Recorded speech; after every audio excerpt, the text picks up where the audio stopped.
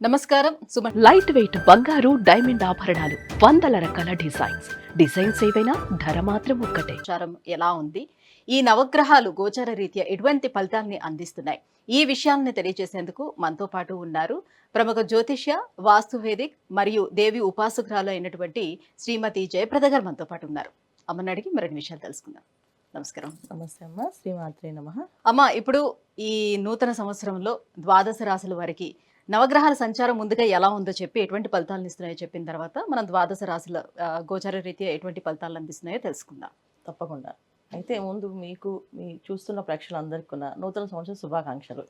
ఎందుకంటే మనం రాశి ఫలితాలు ఇవన్నీ చూసుకునేది ఎప్పుడు కొన్ని ఏంటంటే ఉగాది చూసుకుంటాం. సో ద్వాదశ రాశులు తెలుసుకోవాలనే ఉత్సాహం అనేది మనకి ఈ మధ్యకాలంలో ఎక్కువైంది. కానీ పూర్వం అయితే ఈ ఉగాది నుంచి మన ఫలితాలు తెలుసుకోవడం. ఎందుకంటే ఉగాది ఫలితాలు ఎప్పుడు నా దేవాలయంలో తెలుసుకుంటే అక్కడ చదువుకునే ఒక మంచి వేదం చదువుకునే వాళ్ళు, వేద బ్రాహ్మలు వీళ్ళతో చెప్పించేవాళ్ళు ఉగాది పంచాంగ శ్రవణం. ఎందుకంటే వాళ్ళ వాక్కుతో ఒకవేళ మిశ్రమ ఫలితాలు ఉన్నప్పటికీ కూడా ఏం కాదు, బాగుంటుంది, బ్రహ్మాండంగా ఉంటుంది అని అంటే వాళ్ళు చేసే తపస్సు వల్ల, వాళ్ళు చెప్పే మాట వల్ల అది నిజంగానే బ్రహ్మాండంగా ఉండేది.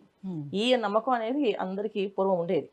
ఇప్పుడు అందరూ మనం ఇలా చూసుకుంటున్నాం, డిజిటల్లో వచ్చేసాం కనుక రాశిఫలాలు తెలుసుకుంటున్నాం, ఇలా ఎప్పుడు పడితే అప్పుడు తెలుసుకుంటున్నాం. అయితే ఏంటంటే ఈ మిశ్రమ ఫలితాలు, మంచి ఫలితాలు ఎవరికి బాగున్నా ఎవరికి బాగోపోయినా మనం అందరం ఏంటంటే భగవంతుడి సేవ, భగవంతుడి మీద నమ్మకము, చేసే పనిలో చిత్తశుద్ధి ఉంటే అన్నీ ఆయన కాపాడుతుంటారు.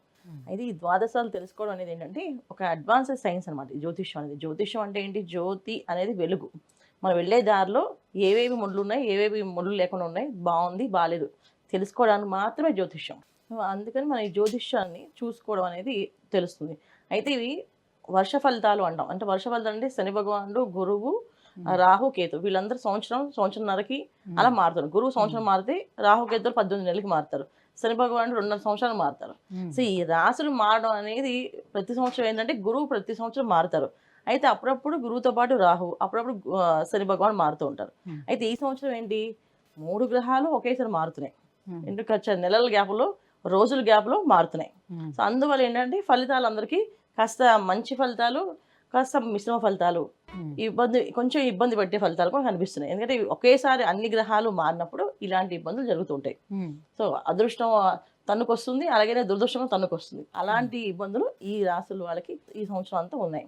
సో గురువు మనకి మే నుంచి మారుతున్నారు. శని భగవానుడు మార్చి 30 నుంచి మారుతున్నారు.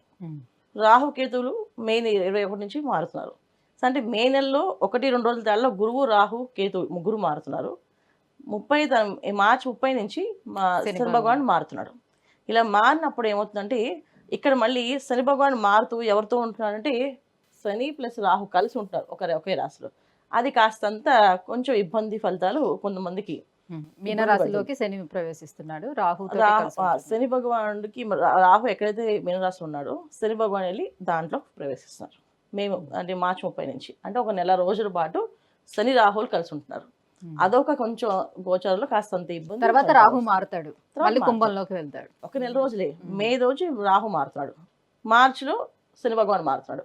ఈ మార్చి 30 అంటే ఏంటి, ఇక్కడ మనకి 3 నెలల రోజులు, ఏప్రిల్ నుంచి మళ్ళీ మే.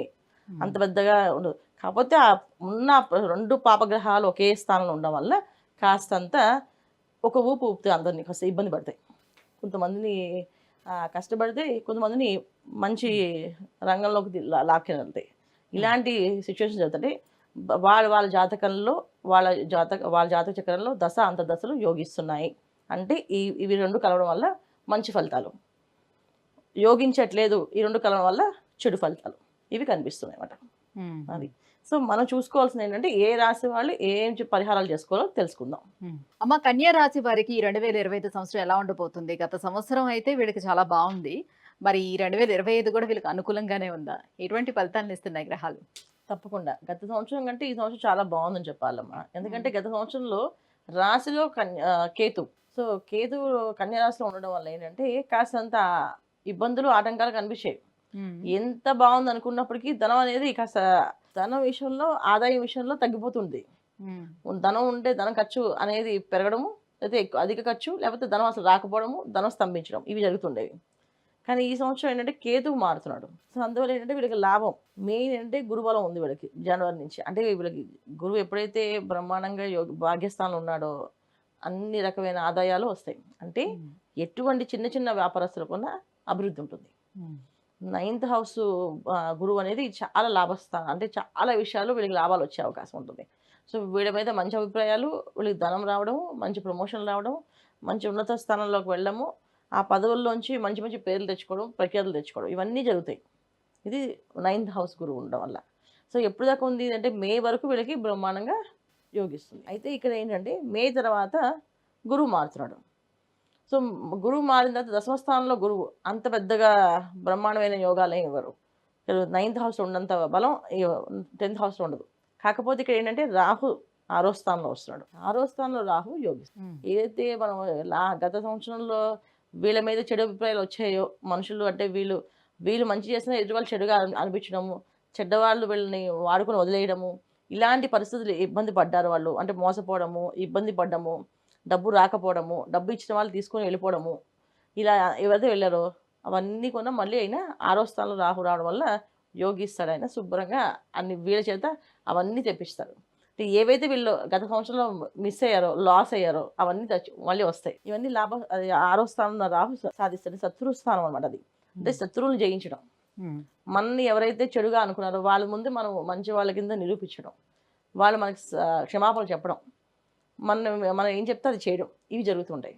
సో ఇవి వీళ్ళకి కన్యా రాశి వాళ్ళకి ఈ సంవత్సరం బ్రహ్మాండంగా బాగుందని చెప్పచ్చు. మరి సప్తమ స్థానంలో ఉన్నటువంటి శని ఎలాంటి ఫలితాలను ఇస్తాడు? మరి 30వ